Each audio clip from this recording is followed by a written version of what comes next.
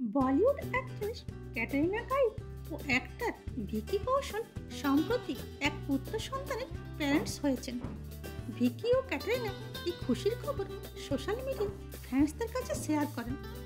2021 সালের ডিসেম্বর মাসে ভিকি ও ক্যাটরিনা গাঁটছড়া বাঁধেন। এরপর থেকেই ক্যাটরিনার মা হওয়ার খবর নিয়ে নানা গুঞ্জন শুরু হয়।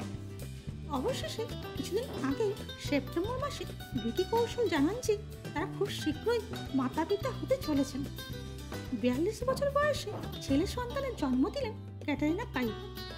অভিনেত্রী যদিও এখন কিছুদিন অভিনয় থেকে দূরে রয়েছেন, তবে তাকে প্রায় তীর্থস্থানে বা প্রসাধনী সংস্থার বিজ্ঞাপনে দেখা গেছে। ভিকি সমাজ মাধ্যমে পোস্ট করে লেখেন, আমাদের খুশির খবর ভূমিষ্ঠ হয়েছে, সঙ্গে জুড়ে দিয়েছেন হৃদয়ের ইমোজি। আমাদের তরফ থেকে রইল ভিকি ও ক্যাটরিনাকে কনগ্রাচুলেশন। Thanks for watching.